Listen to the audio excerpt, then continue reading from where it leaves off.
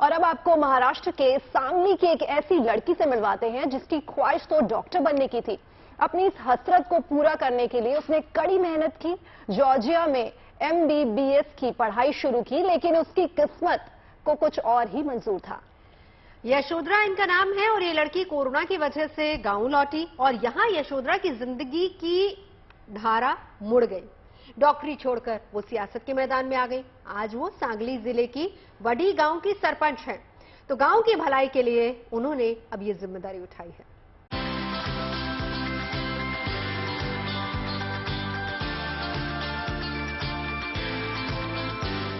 यशोधरा शिंदे सियासत की पहली सीढ़ी चढ़ते ही मां ने आरती उतारी, मुंह मीठा कराया। बेटी गांव की सरपंच जो बन गई है, तभी तो गांव में रंग ही रंग बिखरे हैं। पूरे परिवार के साथ गांव के लोग भी गदगद हैं और अपनी युवा सरपंच के समर्थन में जश्न मना रहे हैं। ये तस्वीरें हैं महाराष्ट्र में सांगली जिले के वड्डी गांव की।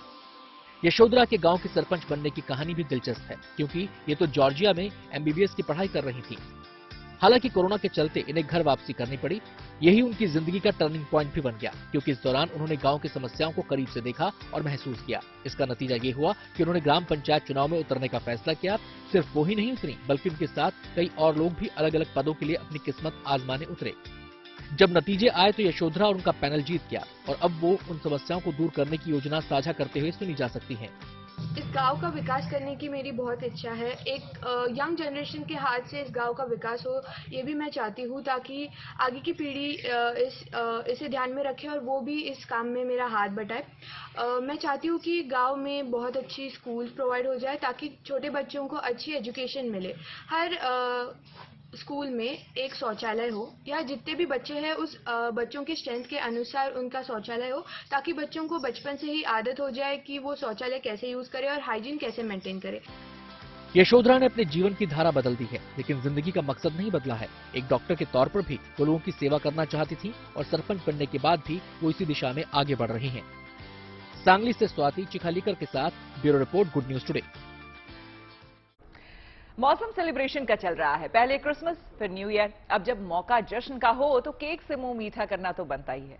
लेकिन जो केक हम आपको दिखाने जा रहे हैं वो मुंह मीठा करने के लिए नहीं, बल्कि आपको हैरान करने के लिए है।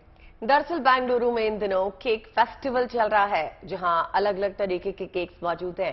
क्रिसमस थीम से लेकर ऑक्टोपस से लेकर चर्च के डिजाइन वाले केक भी इस केक एग्जीबिशन में दिखाई दिए।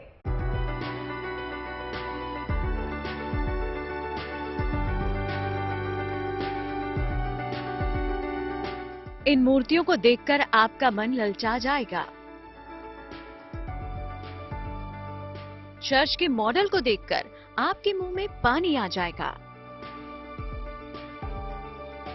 शीशे के जार में बंद ऑक्टोपस हो या कार, हाथी हो या वीडियो गेम, सभी को देखने के बाद आपको इन्हें खाने का भी मन करेगा, क्योंकि सब के सब केक हैं।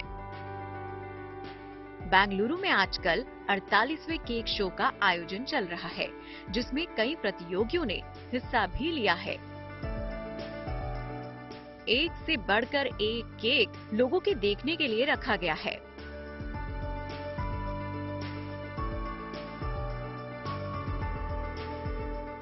इस केक शो में बड़ों के साथ बच्चों की भीड़ भी देखी जा रही है। लोग केक के साथ सेल्फी ले रहे हैं। बच्चे तो इस केक शो में आकर काफी खुश नजर आ रहे हैं। क्रिसमस और नए साल के आगमन को लेकर माहौल पूरी तरह फेस्टिव हो चुका है। इस माहौल में केक का अलग ही महत्व होता है। Bureau report, good news today.